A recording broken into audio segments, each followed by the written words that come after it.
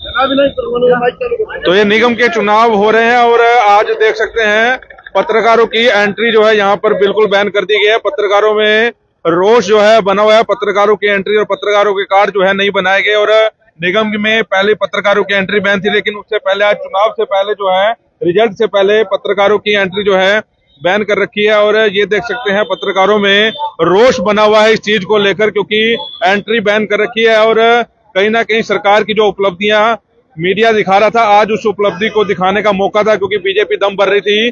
26 और 1 जो है 27 सीटें जीतने। लाइव तस्वीरें देखिए, ये काउंटिंग सेंटर के बिल्कुल बाहर से आप लोगों को ये तस्वीरें दिखा रहे हैं जहां पर पत्रकारों में रोष बना हुआ है और क्योंकि उनकी जो है एंट्री बैन कर रखी है, उनसे जो है बातचीत करने की कोशिश करते हैं। राकेश ब्याना मेरे साथ है। ब्याना साहब, क्या कहेंगे? एंट्री बैन है। देखो जी, जिस प्रकार से पिछले कई महीनों से विपक्ष भी कहता रहा है कि जिस तरह से सरकार चल रही है, मीडिया भी उनके साथ चल रहा है, ये इस बात का प्रमाण आज नजर आ रहा है कि काउंटिंग, जिसमें मीडिया का एक लोकतंत्र का अधिकार है जनता तक आवाज पहुंचाना, और खास तौर पे जिस प्रकार से उसकी पल पल की रिपोर्ट जनता तक पहुंचाना, ये मीडिया का कर्तव्य बनता है। लेकिन प्रशासन द्वारा जिस प्रकार से बाहर रोका गया है, अंदर जाने की अनुमति नहीं है, ये शर्म मीडिया को अंकुश लगाने का एक बहुत ही गलत तरीका है।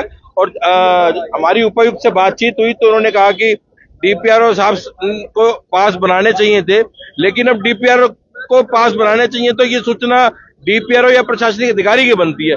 ये सूचना सही तरीके से मीडिया तक नहीं दी गई, ये गलत है और हम इसका विरोध करते हैं। शर्मा जी, क्योंकि पल पल की रिपोर्टिंग आप लोगों ने दिखानी है, आज पानीपत को भी दिखाना है, हरियाणा को भी दिखाना है, अंदर की हम लोग हमारे पास फुटेज नहीं, हम जा नहीं सकते, तो कहीं ना कहीं डिप्टी कमिश्नर का दोष है, डीपीआरओ का दोष है, किसका दोष मानते? देखिए, जिस तरीके से कुलवंत जी हमने जो है लोकसभा विधानसभा हम लोगों ने सभी ने मिलजुल कर की है, और सबसे बड़ी बात है ये निगम चुनाव है। नहीं हो गया कि मीडिया के ऊपर बैन लगा दिया गया, मीडिया को रोक दिया गया। आखिर अंदर चल क्या रहा है?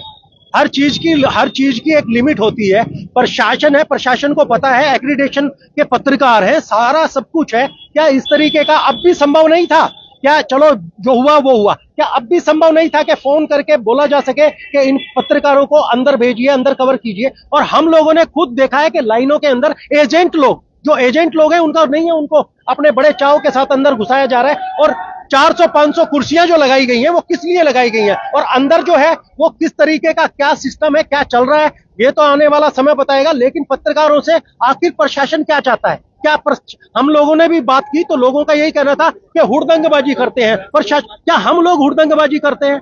क्या आप लोग, हम लोग जो है जो लोगों को दिखा रहे हैं, क्या वो जनता उसको स्वीकार नहीं करती? लेकिन कुछ चुनिंदा प्रशासनिक लोग वो नहीं चाहते कि ये व्यवस्था बाहर आए, तो तमाम यही रीजन है कि तमाम लोग जो है आप और लोग, हम लोग सब बाहर हैं। अभी देखिए, अभी मैं आपको दिखाऊंगा, अभी डीपीआरओ ने एक लिंक डाला है कि जितने भी चुनाव के नतीजे आप ले सकते हैं, यानी कि डीपीआरओ जो सुनील है, आपकी जरूरत नहीं है, मीडिया की जरूरत नहीं है, घर जाओ रोटी खाओ, अपने आप डीपीआरओ सबको सूचना पहुंचाएगा। कहाँ का लोकतंत्र? जब इनको जरूरत पड़ती है तो सभी डीपीआरओ को, सभी चैनल वालों को बुला लेते हैं। लेकिन आज जब जनता को हमारी जरूरत है, पल पल की रिपोर्ट देनी है, उसमें डीपीआरओ द्वारा इस प्रकार का व्यवहार करना असहनीय है।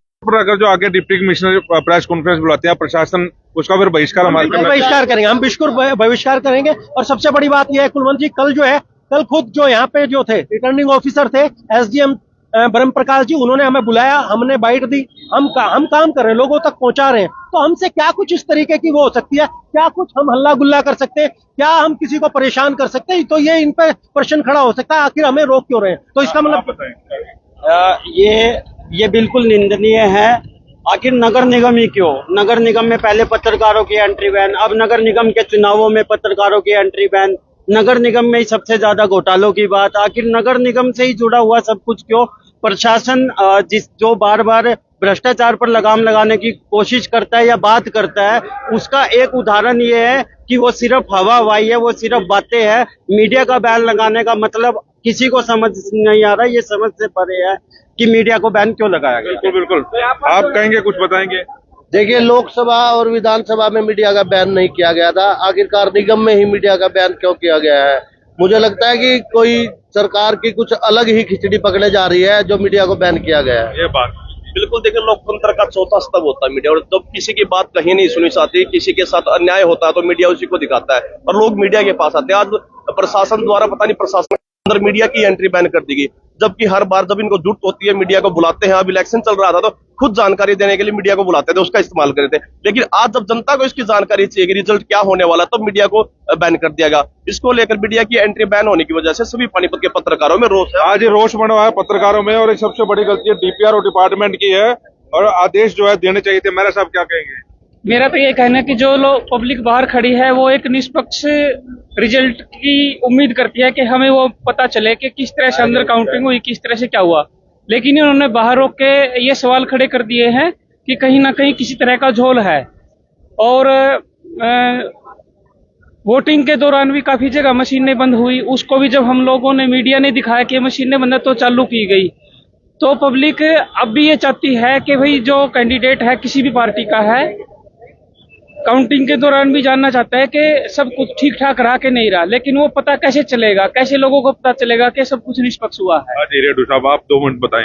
सिंह साहब एक बात देखो, ये 1000 लोगों को एंट्री करा दी इन लोगों ने सुबह से लेके, उनका आई कार्ड बना दिया प्रशासन ने, लेकिन मीडिया का आई कार्ड नहीं बनाया गया इनके। ये सारा सर जो डीपीआर डिपार्टमेंट है, ये दिखाओ एक बार इनको। ये डिपार्टमेंट ऐसा है पानीपत का डीपीआर डिपार्टमेंट, मीडिया से कोऑर्डिनेट नहीं कर सकता ये। और मैं तो हरियाणा सरकार से ये कहना चाहूंगा डीपीआरओ का यहाँ से तबादला किया जाए, क्योंकि इतनी ज्यादा जो यहाँ पर हमारे साथ हो रहा है ना, यहाँ पे 1000 लोगों की एंट्री करा दी है। तो पहले हमें बोलना चाहिए था कि भाई आप लोगों के पास बनेंगे, एंट्री कार्ड बनेंगे, उसके बावजूद भी पास नहीं बनाए तो किसका फेलियर है ये?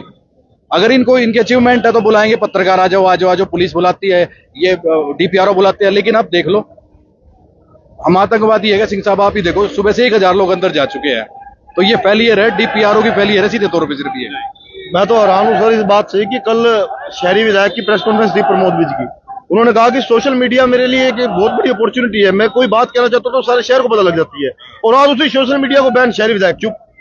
ऐसा नहीं होना चाहिए, विधायक साहब को संज्ञान लेना चाहिए, प्रशासन को संज्ञान लेना चाहिए इस बात पे। डीसी साहब ने कोई काम गिनवाना होता तो मिनट में फोन आ जाते हैं, लेकिन डीसी साहब को जरूर बुलाना चाहिए। वो बिल्कुल डीपीआरओ का तबादला होना चाहिए, बड़ी बात है। एपीआरओ साहब हमारे साथ हैं। एपीआरओ साहब, ये फेलियर है, अंदर क्या हो रहा है, मशीनों में गड़बड़ी हो रही है कि हम लोग दिखाएं, ये क्या चीज है? आप लोग बैन क्यों कर रखा है, हमारे कार्ड क्यों नहीं बनाए गए? नहीं, ऐसी कोई बात नहीं है। और जो है ना, अभी डी साहब से बात हुई है, आपकी बैठने की व्यवस्था की गई है अंदर, अभी आपको अंदर एंट्री करवाएंगे। पहले क्या हुआ था? पहले आप लोगों ने व्यवस्था पहले हमने आरओ साहब से बात की थी, उन्होंने कहा था कि जो है ना मीडिया की एंट्री बैन है, और जो है ना बाद में देखें। क्यों बैन क्यों है? बैन का उच्च अधिकारी हो तो वो जानते हैं। पानीपत में बाकी जगह तो होते हैं, निगम में सबसे बड़ा घोटाला, और निगम को अभी शुरू ही नहीं हुआ, उससे पहले मीडिया की बैन। देखिए, ये मेरा क्षेत्र नहीं है, मेरा क्षेत्र मीडिया का आप लोगों का है, मैं उसके बारे में बात करूंगा। आपको अभी एंट्री करवाएंगे, माननीय उपायुक्त महोदय से बात हुई है और आरओ साहब से बात हुई है, अब एंट्री करवा रहे हैं। आप क्या डीपीआरओ में आप लोगों को भी बैन कर रखा है? कैमरामैन वगैरह? हाँ, वो भी हमारे बाहर ही खड़े हैं, वो भी अंदर जाने नहीं दे रहे हैं उनको भी, खुद के हमारे सरकारी डिपार्टमेंट के। डीपीआरओ साहब ये कह रहे हैं कि हमें खबर की जरूरत नहीं है, मेरे पास रिपोर्टिंग। वो उनका विषय, मैं आप मेरे से बात करो, आप मेरे से जो बात करें मैं उसके बारे में बता सकता हूँ, वो उनका विषय है। चलिए, पत्रकारों में रोष, क्योंकि ये बीजेपी सरकार और बीजेपी सरकार के जो डीपीआरओ डिपार्टमेंट के हैं, उन्होंने कार्ड ही नहीं बनाए, और आरओ इनके कह रहे हैं कि मीडिया की एंट्री बैन। और अभी आप लोगों ने लाइव तस्वीरें देखी, 1000 लोगों की एंट्री जो है यहाँ पर हुई है। मीडिया को अंदर की बात जो बाहर ना लेके आए, इसलिए मीडिया को जो है अंदर से बैन कर दिया गया है। आप इस कवरेज को देखकर, आप इस लाइव कवरेज को देखकर क्या कहते हैं हमें कमेंट बॉक्स में जरूर लिखें, और बताएं कि मीडिया की एंट्री जो है क्यों बैन कर रखी है। आप जुड़े रहे भाई पानीपत के साथ। नमस्कार।